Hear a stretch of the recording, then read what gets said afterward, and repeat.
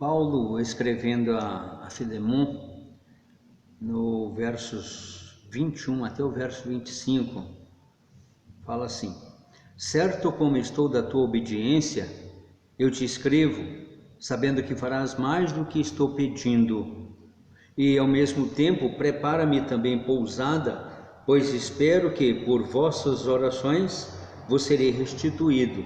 Saúdam-te, Epáfras, prisioneiro comigo em Cristo Jesus, Marcos, Aristarcos, Demas e Lucas, meus cooperadores. A graça do Senhor Jesus Cristo seja com o vosso espírito. Eu quero falar sobre petição, uma coisa que nós precisamos investir nas nossas vidas, é pedir, e pedir para a pessoa certa, para o nosso Deus. Precisamos entender que em nossas petições, o que é mais interessante, o que prevalece, é a vontade de Deus para com cada um de nós. É Ele quem vai determinar aquilo que deseja aos nossos corações e não nós insistir para que Ele possa resolver a minha situação e que vai resolver conforme eu queira. O incentivo, de Jesus Cristo é que eu e você devemos continuar pedindo e dar-se-nos-á, buscando e acharemos, batei e abrir-se-vos-á, pois todo que pede recebe, o que busca encontra, e a quem bate abrir-se-lhe-á. Paulo encerra a sua carta de Filemon colocando-se diante de Deus em oração. Ele faz algumas petições a Deus e é sobre essas petições que eu quero falar a cada um de nós. A todo instante podemos fazer petições, em qualquer momento, em qualquer situação, em qualquer assunto nós podemos colocar e levar diante do nosso Deus e Pai. É preciso pedir obediência a esse nosso Deus, principalmente a cada um de nós, sermos obedientes a esse Deus. Paulo já havia feito um apelo a Filemon no Senhor em favor de Onésimo. Agora o apóstolo deseja que o dono do escravo, que é Filemon, que ele seja obediente aos mandamentos, aquilo que Deus requer em sua palavra. Alguns homens pedem para que outros sejam obedientes, mas os seus atos são pecaminosos diante dos homens. Daí eles ficam desqualificados por pedirem que outros sejam obedientes. Mas quando vemos Paulo não tinha esse problema, pois ele escreve, certo como estou, como se dissesse que também havia passado pelo processo da transformação espiritual em sua vida. Então cada um de nós precisa passar por esse processo espiritual, porque Paulo havia passado pelo processo espiritual, mudou, renovou, transformou, batia em cristão, parou de bater em cristão. Ele teve uma vida de dedicação ao nosso Deus.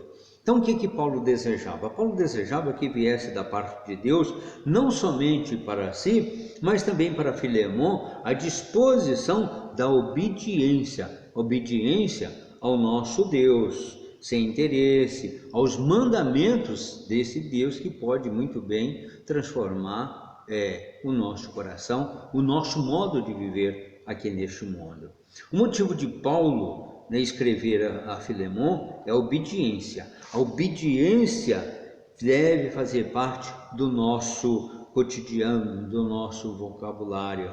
Como havia feito a petição em nome de Jesus, Paulo ele sabia que Filemon faria mais do que estava pedindo. Ele tinha essa plena certeza, porque pedindo em Cristo Jesus, sim, aí ele pode tocar no coração daquele que está recebendo esta petição. E quanto a mim e a você, estamos sendo obedientes, como Deus está pedindo para todos nós? Quando lemos a palavra do Senhor, Ele nos instrui a sermos obedientes, somos obedientes? Então podemos pedir também a restituição. Aqui o texto não fala de restituição do imposto de renda e muito menos de pagamento antecipado dos nossos salários. O pedido de Paulo é em relação ao relaxamento da sua prisão. Então Paulo estava preso provavelmente em Roma, e ele então, né, pede para que os irmãos pudessem orar em seu favor. Ele fala que ao mesmo tempo, né, que pede a sua obediência para Filemon e a de Filemon responder, né, conforme a vontade do Senhor, ele também tem outro desejo para ser colocado diante do trono de Deus.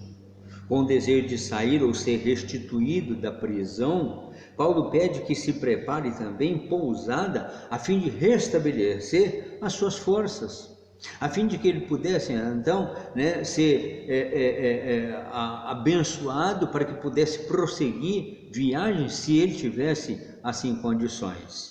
A esperança de Paulo era que através das orações, né, de Filemon e os demais irmãos, Deus atendesse a sua petição. O seu desejo era que, se fosse da vontade de Deus, que Paulo fosse restituído à liberdade das suas prisões, à liberdade das suas algemas.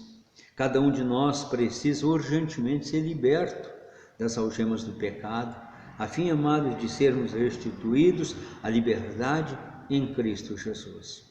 É preciso fazer uma reflexão a respeito da nossa vida quando nós estamos em pecado contra o nosso Deus. Para sermos libertos, somente Cristo Jesus é quem pode nos libertar. Peça a Ele.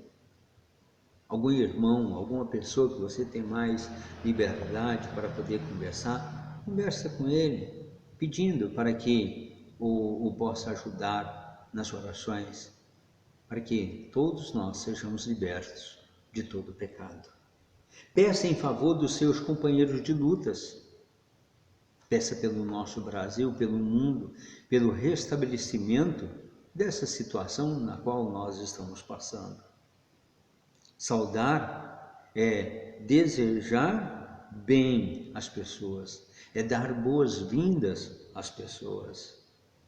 E principalmente aqueles que são companheiros de lutas, aqueles que estão no dia a dia ao nosso redor. Paulo expressa o sentimento de Epáfras, prisioneiro com Paulo. A prisão desses homens não foi por causa de parricidas, matricidas e muito menos homicidas, nem por latrocínio. Paulo, Epáfras, Marcos ou João Marcos, que havia se separado de Paulo na primeira viagem missionária, e também autor do Evangelho de Marcos, Aristarcos, Demas e Lucas, o médico amado, e autor do Evangelho de Lucas e também do Atos dos Apóstolos, não são perigosos. Eles não eram perigosos. Eles eram homens que estavam sendo presos por causa do Evangelho, por causa de Cristo Jesus. E aí, por causa disso, né, Paulo pede, olha, vamos orar pelos companheiros. Vamos orar por aqueles que sofrem, aqueles que estão passando por dificuldades, angústia, aflição, até mesmo por nós, na nossa vida mesquinha muitas vezes, e que não nos achegamos a esse Deus para poder pedir a Ele para mudar e transformar o nosso coração. Paulo chama esses prisioneiros de seus cooperadores na entrega da mensagem cristã. Ele fala que estes homens aqui, ainda que nem todos pudessem estar envolvidos na distribuição ou no anúncio do Evangelho, mas ainda assim, ele diz, eram meus companheiros. Pode ser companheiro na oferta, o financeiro, e pode ser companheiro também na oração. Paulo encerra essa oração pedindo graça à sua vida, aos seus, àqueles que estão ao seu derredor. A graça é um favor imerecido de Deus que nos dá alegria, que nos traz prazer. É a principal petição em favor de Filemon e do seu escravo Onésimo. É a principal petição que nós pedimos e devemos colocar diante de Deus em nosso favor, em favor dos nossos. A graça não é dada por homens, mas pelo Senhor, que é o dono, que é o proprietário, que é o chefe de todos nós. Jesus Cristo, aquele que pode muito bem ser o meu Salvador, o seu Salvador, para poder nos dar a salvação, para nos levar ao céu. É o Messias, é o Filho de Deus, aquele que veio a este mundo para poder sofrer em meu lugar, no seu lugar, para transformar as nossas vidas. A graça é a única que pode ser com o nosso espírito e pode abençoar interiormente dentro de nós e nos acalmar e nos transformar e principalmente para nos tornar filhos de Deus. Essa deve ser a nossa petição hoje, sempre, colocar diante do Senhor a nossa vida e deixar esse Deus agir em nosso coração. Oremos. Pai de amor, ajuda-nos, ó Pai, a colocarmos petições diante do Teu altar. Queremos, meu Pai, viver para o Senhor. Queremos que o Senhor, ó Pai, venha responder não conforme a nossa vontade, mas conforme a Tua vontade, de acordo com o Teu querer, meu Pai. E o Senhor pode fazer isso em nós. O Senhor pode transformar as nossas vidas. Por isso esperamos e confiamos que o Senhor vai resolver a situação do Brasil, do mundo e das nossas vidas. Faça aquilo que Tu queres sobre nós.